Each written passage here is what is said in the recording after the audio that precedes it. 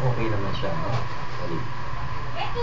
So, yun po, yung nakita natin insidente dun sa ating buling dalawa. Wala, yung datingan natin is 3, 2, then close tayo sa point 7, where G's, papasok Shelo Newton 5, at 8 Firehouse para sa inyong Super 6. Ano mo yan? Yung ating Super 6. forecast, 321, if ever. Declare na official yung ating. Racing as they settle for the last Empire race tonight here at San Lazaro Leisure Park. We have Sea of Galilee very quickly restart.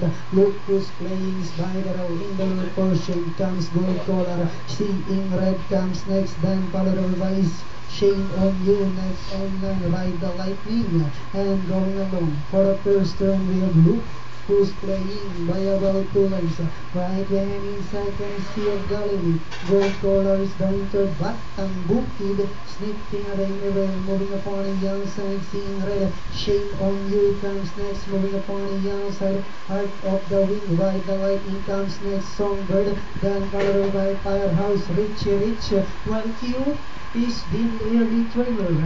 And at the far turn we have the entry number 2, Gold Collar, once again moving up down again inside Sea of Galilee. We have Sea of Galilee and Gold Collar are fighting for the lead. 2 lengths further back in third comes Batang Bukid, then followed by Seeing Red. Oh, there was a spell. Jackie Darwin, Dubidu Pagar was left unseated on top of our Seeing Red, and Diana went in the home stretch. We have Sea of Galilee by about 2 lengths.